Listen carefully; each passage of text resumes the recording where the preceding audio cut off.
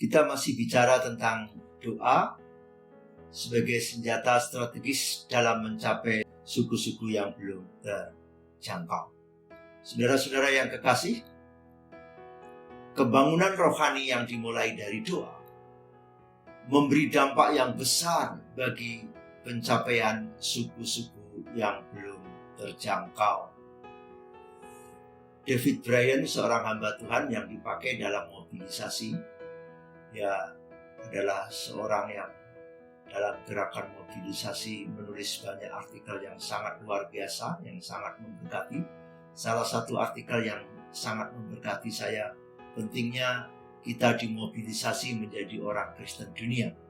Orang Kristen dunia yang David Bryan maksudkan adalah orang Kristen biasa yang sudah menangkap visi Allah yang luar biasa, bahkan yang digerakkan dan rindu sekecil apapun orang Kristen tersebut ingin mengambil bagian dalam program kerajaan Allah. Nah, di sini David Bryan juga menemukan suatu pola dalam gerakan-gerakan bagi perluasan Injil selama lebih dari 300 tahun. Yang pertama, David Bryan mengatakan pentingnya mulai persekutuan-persekutuan doa agar terjadi kebangunan misi. Yang kedua, perlunya pembaharuan visi tentang Kristus dan gerejanya. Dan yang ketiga, pemulihan jemaat dalam kesatuan dan dalam tekadnya untuk mentaati Kristus dan amanatnya kepada segala bangsa. Dan yang keempat, pembaharuan dalam pelayanan sehingga terjadi penjangkauan terhadap kelompok suku yang belum terjangkau, kelompok suku yang terabaikan di seluruh dunia. Dan yang kelima, pentingnya perluasan Injil di antara mereka yang terabaikan. Nah, saudara-saudara, kebangunan rohani yang dimulai dari doa memberi dampak yang besar bagi pencapaian suku-suku yang belum terjangkau. Seorang pengkhotbah yang sangat terkenal yang menceritakan bagaimana sejarah kebangunan rohani seluruh dunia, yaitu Bapak Edwin Orr. Beliau katakan bahwa semua kebangunan rohani yang luar biasa dan menonjol dalam catatan sejarah misi senantiasa berakar dalam doa. Kapan saja Tuhan siap melakukan hal baru dengan umatnya, Ia selalu mengundang jemaat atau umatnya untuk berdoa. Selanjutnya, doa syafaat juga memungkinkan anak-anak Allah memiliki pusaka mereka, suku-suku bangsa di bumi.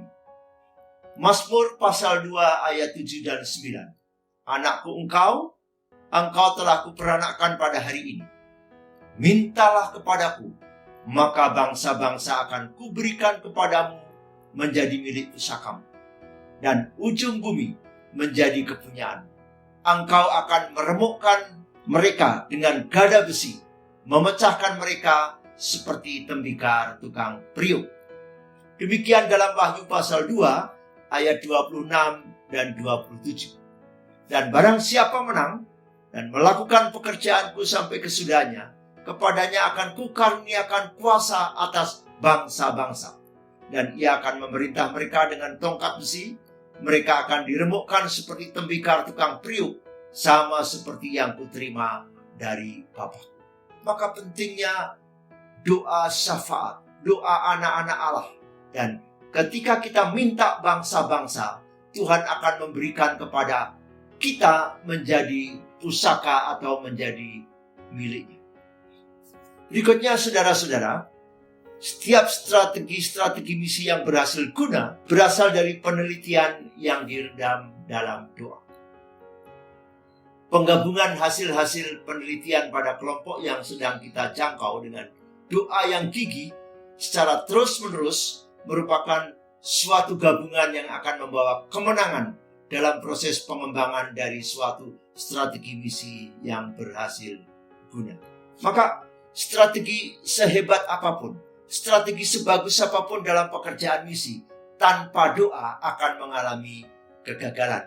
Itu sebabnya strategi yang berhasil dan bertepat guna itu membuktikan harus dimulai dengan doa.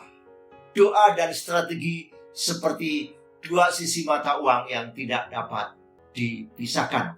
Yang berikut, doa merupakan cara yang di luar kekuatan manusia dalam melipat gandakannya dan mengutus para pekerja Kristen ke pelayanan suku yang belum terjangkau.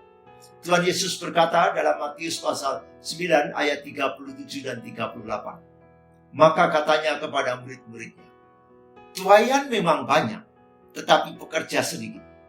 Karena itu, mintalah kepada Tuhan yang mempunyai tuaian, supaya ia mengirimkan pekerja untuk tuaian. Inilah solusi yang diberikan Tuhan Yesus. Ketika ladang sudah menguning, ladang yang sudah menguning kalau tidak dituai akan rusak. Maka solusi yang diberikan Tuhan Yesus kepada kita agar kita berdoa supaya Tuhan mengirimkan para pekerja yang siap bekerja di ladang misi.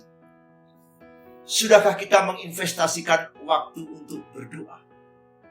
Dengan merindukan kebangunan misi terjadi di kelompok suku terabaikan di seluruh dunia. Saat ini masih ada 7.000 lebih kelompok suku terabaikan. Mereka belum dengar Injil. Dan adilkah kalau kita sudah berkali-kali mendengar Injil? Satu kelompok suku, ribuan kelompok suku lahir di dunia, menjalani siklus kehidupan dan mati tanpa sekalipun pernah mendengar Yesus Tuhan, Yesus datang ke dunia, mati, tersalib, bangkit untuk mengasihi mereka. Inilah tragedi terbesar. Tragedi terbesar bukanlah karena gempa, tsunami, atau corona. Tragedi terbesar di planet bumi ini ketika ada orang terlahir dan satu kali pun tanpa mendengar Yesus Tuhan dan Juru Selamat sampai meninggal dunia. Itu sebabnya penting kita berdoa untuk kelompok suku terabaikan. Sudahkah kita berdoa agar Tuhan mengirim sebanyak mungkin pekerja misi di garis depan? Para pekerja misi garis depan seperti spesies langka masih sangat sedikit. Itu sebabnya kita memohon kepada Tuhan agar Tuhan membangkitkan, Tuhan memanggil, Tuhan menggerakkan, Tuhan mengirim sebanyak mungkin orang pergi ke pelayanan misi garis depan. Dan sudahkah kita berdoa agar Tuhan membangkitkan gerejanya untuk dapat mengutus para pekerja misi? Untuk itu saudara-saudara, mari berdoalah. Berdoalah. Berdoalah dengan tidak jemu-jemu.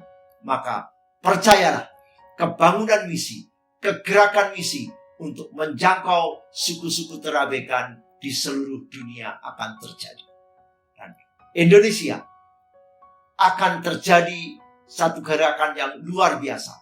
Kalau dulu kita menerima misionari disebut ladang misi, dan sudah waktunya jika gereja-gereja Indonesia berdoa, maka gereja Indonesia akan menjadi kekuatan misi sedunia.